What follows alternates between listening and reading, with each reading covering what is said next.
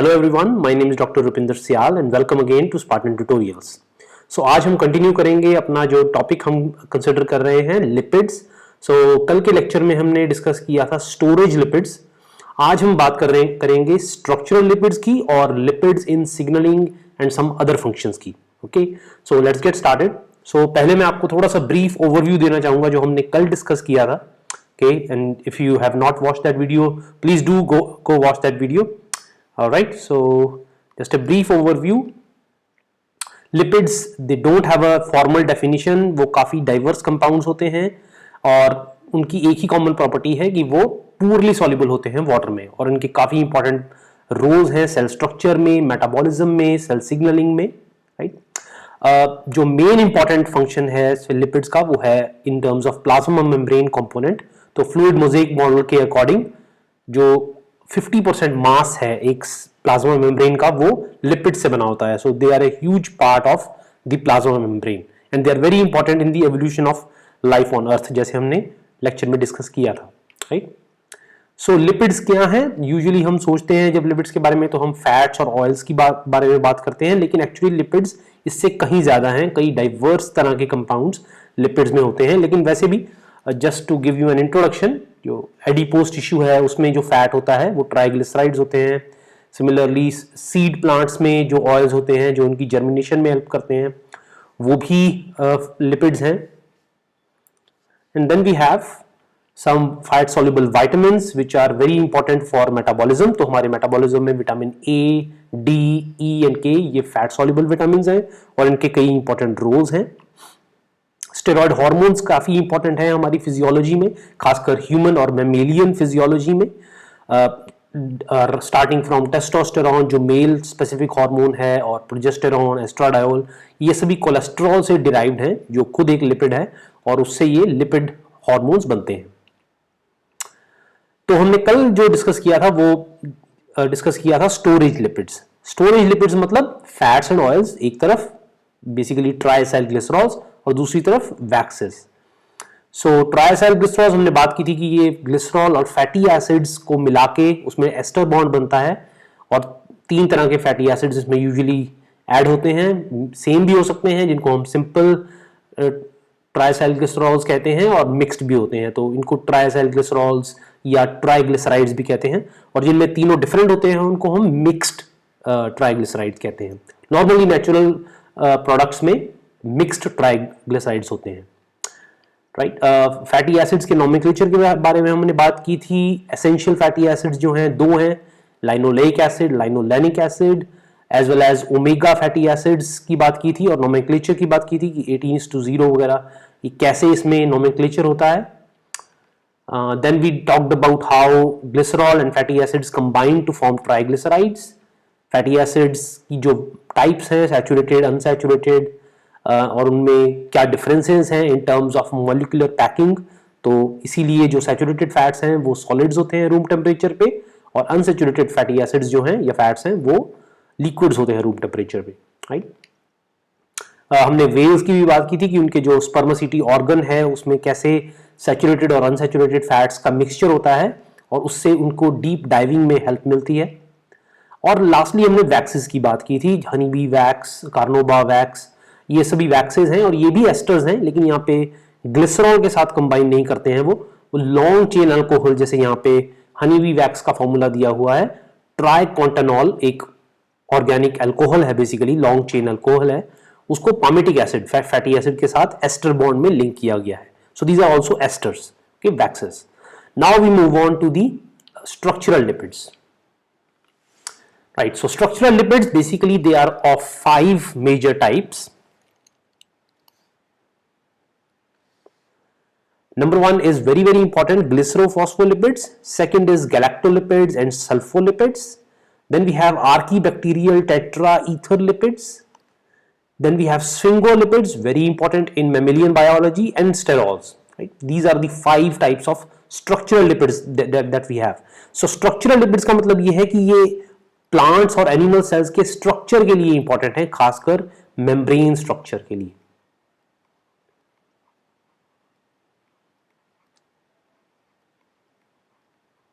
Okay, they are important for membrane structure. That's why we call them structural lipids. So first हम discuss करते हैं ग्लिसरोफॉस्फोलिपिड्स. ग्लिसरोफॉस्फोलिपिड्स आपको देख के लगेगा कि ये ऑलमोस्ट ट्राइएसाइल ग्लिसरॉल्स की तरह ही है, टैग्स की तरह है, ट्राइग्लिसराइड्स की तरह ही है, जस्ट थोड़ा सा डिफरेंस है. यहाँ पे जो बैकबोन है वो अगेन ग्लिसरॉल की ही बनी हुई है, तभी इसके नाम में भी ग्लिसरो है, लेकिन यहाँ पे फॉस्फो है, राइट. तो फॉस्फो मीन्स यहाँ पे फॉस्फेट ग्रुप यहाँ पे अटैच हुआ है, और साथ में ये जो X है यहाँ पे, इसका मतलब है एक सब्स्टिट्यूएंट, मतलब जैसे कोई मॉलिक्यूल जो है या स्मॉल फंक्शनल ग्रुप जो है इसको यहाँ पे ऐड किया हुआ है. So that can be for example serine, right. It can also be other compounds, for example choline, ethanolamine. ये कॉमन ग्लिसरोफॉस्फोलिपिड्स हैं.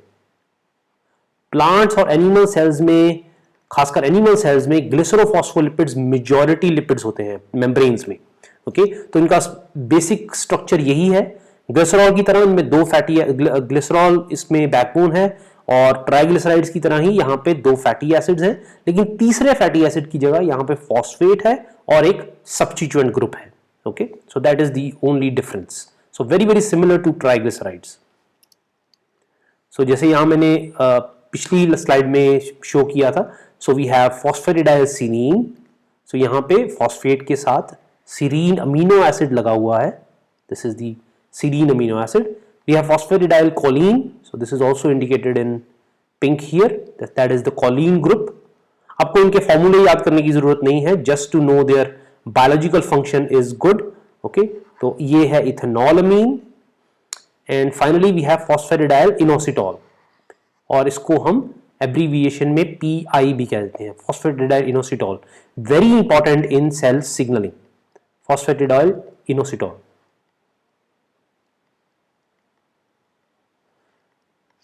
यहां पे एक और मैं बात आपको बताना चाहूंगा कि अगर आप इन चारों का स्ट्रक्चर देखें, ये कॉमनली अकरिंग यही मेम्ब्रेन फॉस्फोलिपिड्स हैं. फॉस्फेटिडाइल सीरीन, इसको PS भी कह देते हैं. फॉस्फेटिडाइल कोलीन, इसको PC कहते हैं. फॉस्फेटिडाइल इथेनॉलमीन, PE कहते हैं इसको. और फॉस्फेटिडाइल इनोसिटॉल जो मैंने बता ही दिया है, PI कहते हैं इसको. तो फॉस्फेटिडाइल सीरीन में ये खास बात है कि यहाँ पे नेगेटिव चार्ज है ये कार्बोक्सिलिक ग्रुप का, राइट, जो नॉर्मल अमीनो एसिड में होता भी है. अमीनो एसिड जो है वो नॉर्मली चार्ज होते हैं एट pH 7, उसमें अमीनो ग्रुप पॉजिटिवली चार्ज होता है और कार्बोक्सिलिक ग्रुप नेगेटिवली चार्ज होता है. So phosphatidylserine is the only membrane phospholipid or glycerophospholipid that is negatively charged, and it plays a huge role in apoptosis as well as in many biological processes. Okay, so just to keep that in mind. चलिए आगे चलते हैं. Next is galactolipids and sulfolipids. ये plants में होते हैं ज्यादा, galactolipids and sulfolipids. तो galactolipids में क्या होता है, 1 to 2 galactose residues, they are connected by a glycosidic bond to 1,2-diacyl glycerol. So similar फंडा है जैसे हमने ग्लिसरोफॉस्फोलिपिड्स में देखा, दो फैटी एसिड्स लगे हुए हैं, तीसरी जगह फॉस्फेट वगैरह लगा हुआ है. यहाँ पे दो फैटी एसिड्स लगे हुए हैं और तीसरी जगह गैलेक्टोज, एक या दो गैलेक्टोज मॉलिक्यूल्स लगे हुए हैं, right. Galactose is a monosaccharide, right. These are found in thylakoid membranes of chloroplasts, right. तो थाइलाकॉइड मेम्ब्रेन्स जो होती हैं, आपने देखा होगा क्लोरोप्लास्ट का स्ट्रक्चर, उसमें ग्रेना एंड स्ट्रोमा होते हैं. स्ट्रोमा जो है उसका साइटोप्लाज्म टाइप होता है, और थाइलाकॉइड मेम्ब्रेन्स, ये जो ग्रेना होते हैं, इनकी जो इंडिविजुअल ऐसा लगते हैं जैसे कुलचे आपने अगर खाए हो तो उसका आप इमेजिन कर सकते हैं, एक ढेर कुलचों का, कुलचे छोले जैसे हम खाते हैं तो उसका एक ढेर है बेसिकली यहाँ पे. तो थाइलाकॉइड मेम्ब्रेन्स ऑफ क्लोरोप्लास्ट में होते हैं ये. और सल्फोलिपिड्स, इसमें सल्फेटेड ग्लूकोज रेसिड्यू होता है, राइट. इसमें सल्फेटेड ग्लूकोज रेसिड्यू होता है, again glycosidic bond to a diacyl glycerol. So this is the overall definition of these. तो एक हाइपोथेसिस है, एवोल्यूशनरी हाइपोथेसिस, एक गेस जो है हमारा ये कि ये क्यों प्लांट्स में ज्यादा पाए जाते हैं, क्योंकि जो फॉस्फेट है, it is a very rarely available nutrient in the soil. So may be that's why plants जो है उनकी एवोल्यूशन जब हुई, they evolved to have these galactolipids and sulfolipids. So this is one hypothesis. Okay,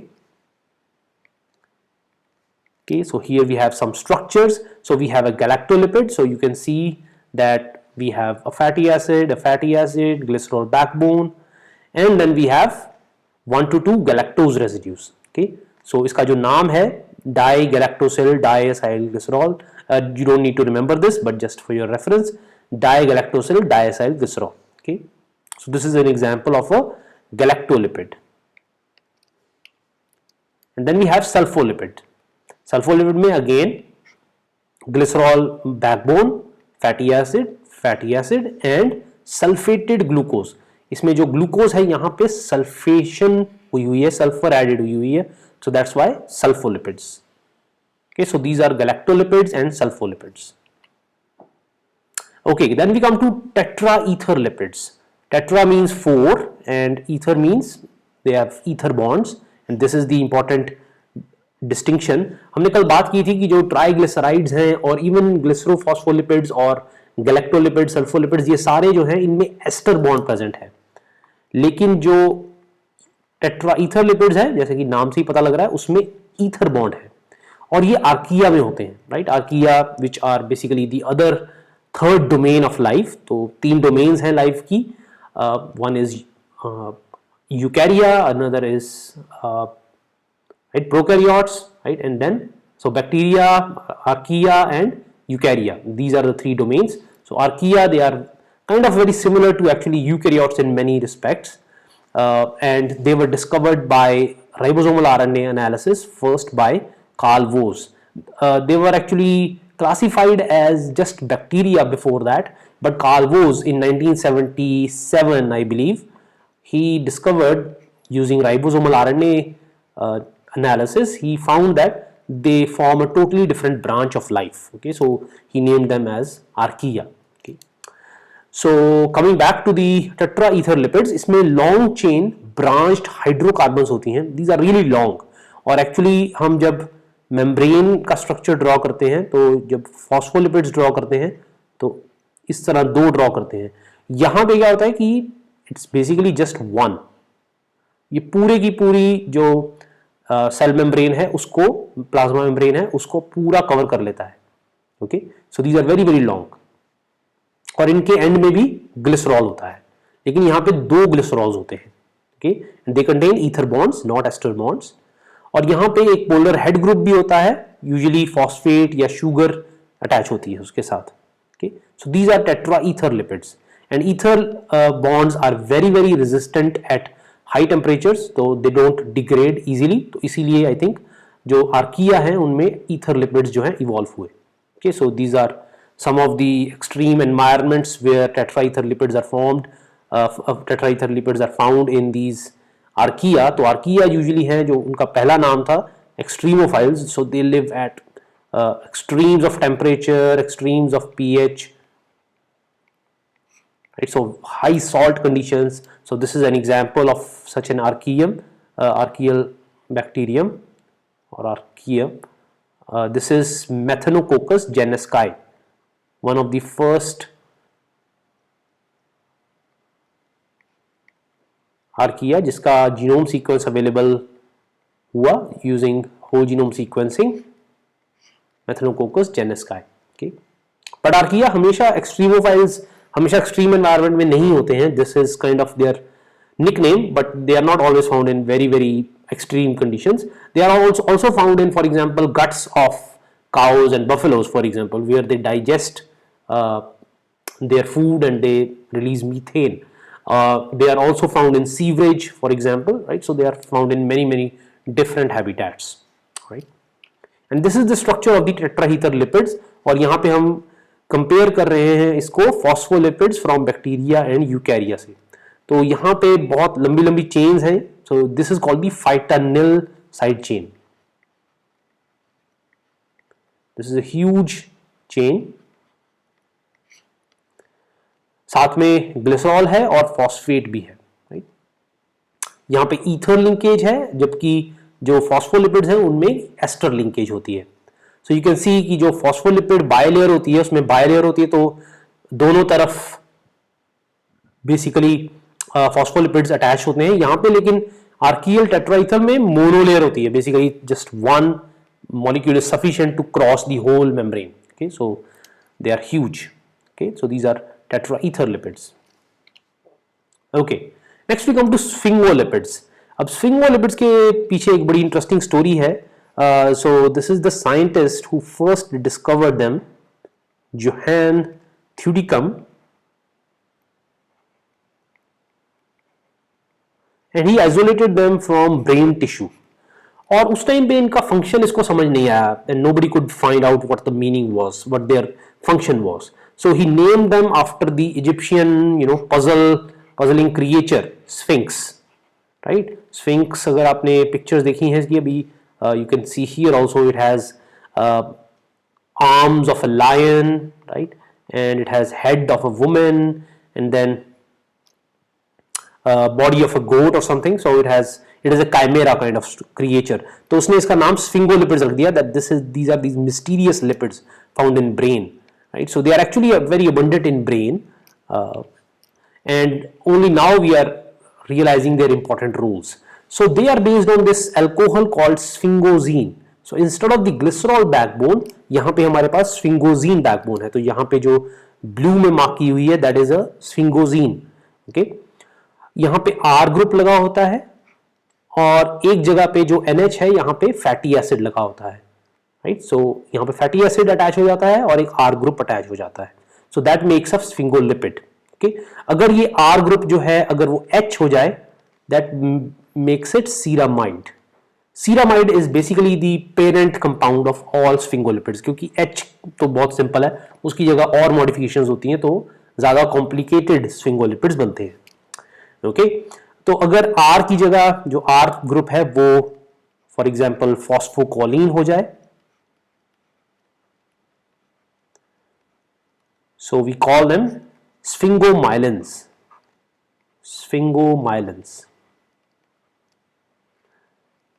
And I'm sure you must have heard about this word myelin.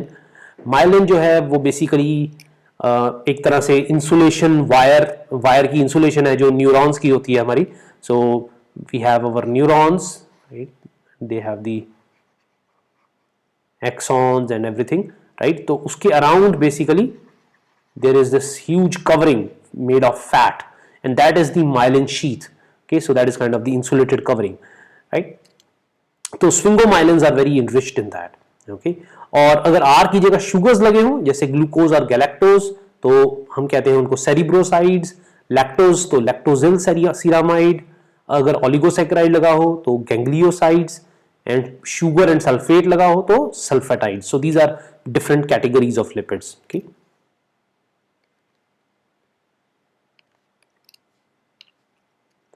so basically there are three broad categories of sphingolipids. One is sphingomyelins, then we have neutral glycolipids, and then we have gangliosides. Okay, so these are the three major categories of sphingolipids.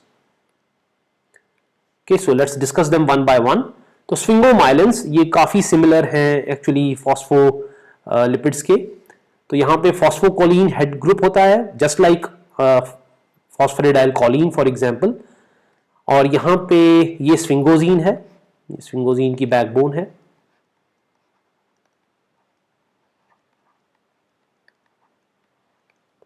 और ये palmitic acid है. So palmitic acid, sphingosine and phosphocholine, right? And this is also brings it with lot of charge. तो N positive है, O negative है, यहाँ पे charged भी है. Okay, so this is the basic structure of a sphingomyelin.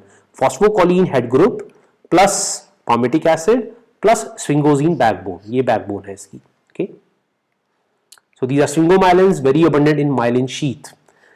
Then we come to the second category, which is the neutral glycolipids. Neutral glycolipids में दो categories आ जाती हैं, cerebrosides and globosides. Cerebrosides में क्या होता है कि एक single carbohydrate जो है वो attach होता है यहाँ पे. Okay, so for example यहाँ पे this is one carbohydrate attached, so this is called a cerebroside. और यहाँ पे लैक्टोजिल सीरोमाइड, तो यहाँ पे एक double 2 carbohydrates are attached, so this is a lactose kind of.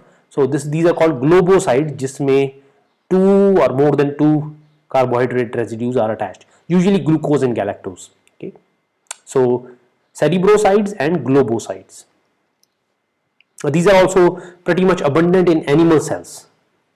And lastly we have the most complex sphingolipids, which are the gangliosides. And gangliosides, they usually have multiple carbohydrate residues, okay, and along with that they have this special carbohydrate which is called the sialic acid. If you remember our discussion of carbohydrates, so sialic acid, it is,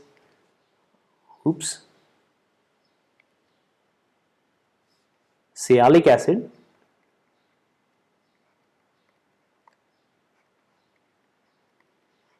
this is especially found in gangliosides. It stands for N-acetyl neuraminic acid.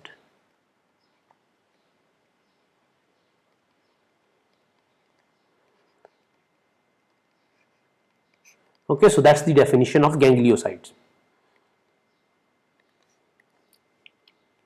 Okay, next we come to the final category of lipids, which are sterols. So sterols are very interesting because they are kind of a rigid structure, काफी सख्त तरह के structures हैं ये, right? And they have this unique nucleus kind of thing, which is called the steroid nucleus. तो ये 4 ring का एक स्ट्रक्चर होता है, इसको हम कहते हैं स्टेरॉयड न्यूक्लियस, और इसमें फिर मॉडिफिकेशंस हो जाती हैं. जो मोस्ट कॉमन स्टेरॉल है जो एनिमल सेल्स में अकर करता है वो है कोलेस्ट्रॉल. ओके, एंड इससे फिर जो हमारे डिफरेंट स्टेरॉयड हार्मोन्स हैं वो भी बनते हैं और काफ़ी और चीज़ें भी बनती हैं. For example we have bile salt. Bile salt is directly derived from cholesterol. Bile salt का जो टेक्निकल नेम है वो है टोरोकोलिक एसिड. Taurocholic acid.